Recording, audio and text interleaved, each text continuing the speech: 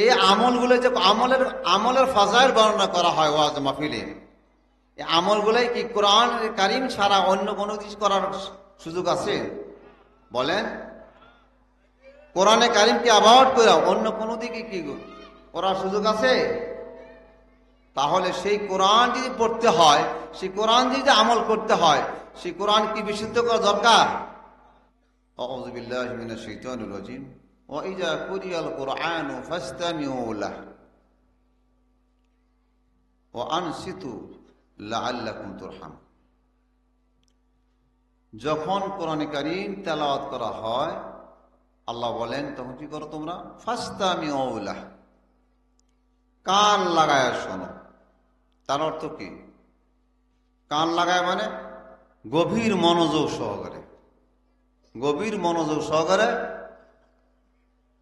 কোরআন তেলাওয়াত করার সময় আল্লাহর কালাম তো, এই জন্য আল্লাহ বলে দিয়েছেন যে আমার কালাম যখন তেলাওয়াত করা হবে, আবৃত্তি করা হবে, তখন তোমরা অবশ্যই মনোযোগ সহকারে শুনবে।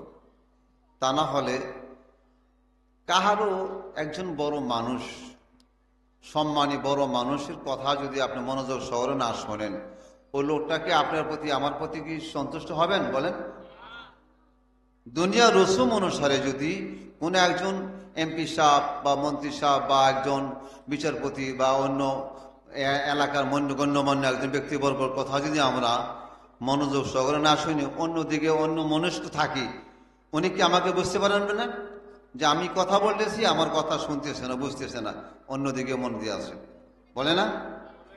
এমনকি যারা আমরা টিচার ক্লাসে পড়াই, আমরা বুঝি ছাত্ররা যে পড়ে কে শুনতেছে কে শুনতেছে না, কে মনোযোগ আছে মনোযোগ নাই, কে অন্যদিকে দুষ্টামি করতেছে, সেটাও আমরা বুঝি।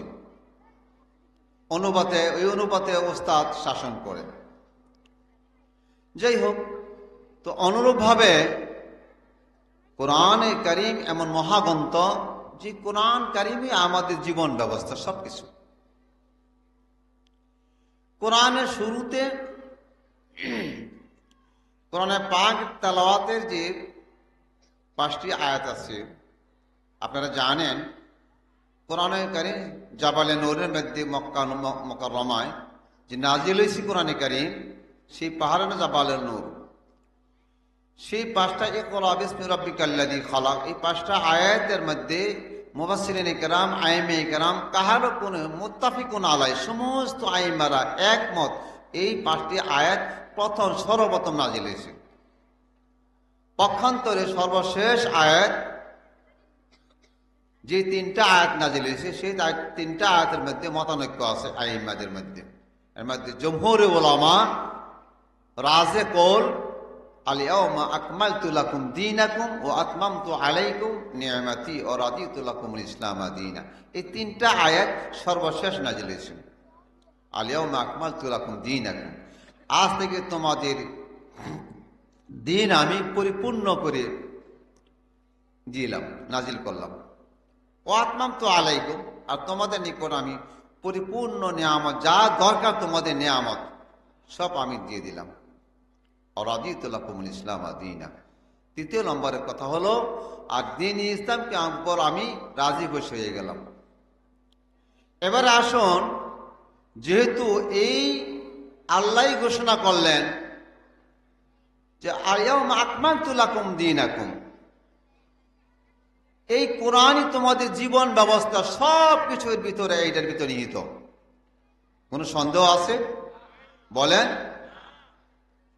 তাহলে আজকে যে আমরা এই কোরআনকে ছেড়ে দিয়া বলি, হুজুর আমার ঘরে তো শান্তি নাই, আমার এই সমস্যা, আমার ওই সমস্যা, বিভিন্ন ধরনের করি, কারণ কোরআন থেকে আমরা বিচ্ছিন্ন হয়ে গেছি, কোরআন থেকে বিচ্ছিন্ন হয়ে গেছি। কোরআন শুনি, কোরআন পড়ি, কিন্তু কাজে আসে না, উপকৃত হচ্ছি না। হ্যাঁ, কেন হচ্ছি না? নিজেকে প্রশ্ন করি।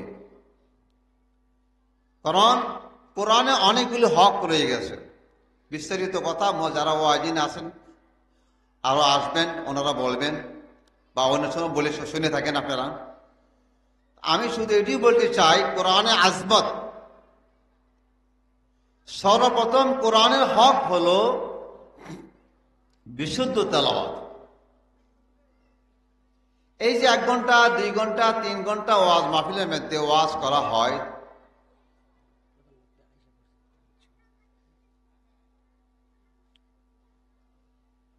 আমাদের মধ্যে এ ওয়াজ করা হয়, আমলের কথা বলা হয় না, কিসের কথা বলা হয় বলেন? আমলের কথা বলা হয়। এই আমল বলতে বিশেষ করে আমাদের রোজা, নামাজ, হজ, যাকাত এবং আরো তাসবিহ তাহলিল যেগুলি আছে, এগুলি আমাদের আমলের কথা কিভাবে করতে হবে পুঙ্খানুপুঙ্খ তাফসীর করে ওরা বর্ণনা করেন, তাই না? তাহলে বলুন তো দেখি, এই আমলগুলো যে আমলের ফাজাইল বর্ণনা করা হয় ওয়াজ মাহফিলে, এই আমলগুলাই কি কোরআন কারীম ছাড়া অন্য কোনো কিছু করার সুযোগ আছে বলেন? কোরআনে কারীমকে অ্যাভয়েড করে অন্য কোনো দিকে কি করার সুযোগ আছে? তাহলে সেই কোরআন যদি পড়তে হয়, সেই কোরআন যদি আমল করতে হয়, সেই কোরআন কি বিশুদ্ধ করা দরকার? তাহলে আমরা আজ থেকে প্রতিজ্ঞা করি, যারা আমরা বিশুদ্ধ কোরআন পড়তে পারি না, মসজিদ মাদ্রাসা, মসজিদ ইমাম সাহেব, মুয়াজ্জিন সাহেব, মাদ্রাসার হুজুর, তাদের কাছে যাইয়া আমার টাকা যায়, নিজের টাকা যায়, তাদেরকে সূরা ফাতিহা, সূরা নাস, ফালাক যেগুলি দিয়ে আমরা নামাজ পড়ব আমরা শোনাই, যেন বিশুদ্ধ হয়। মনের মধ্যে একটা প্রশান্তি আসবে যে না, আমি নামাজ পড়তেছি, আমার সূরা কেরা তো কি ঠিক আছে।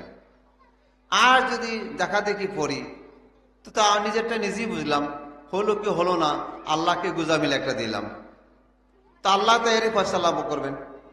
যেমন আমি করলাম সেরকম আল্লাহ তাআলাও তার ফয়সালা করবেন, কি বলেন? ঠিক না?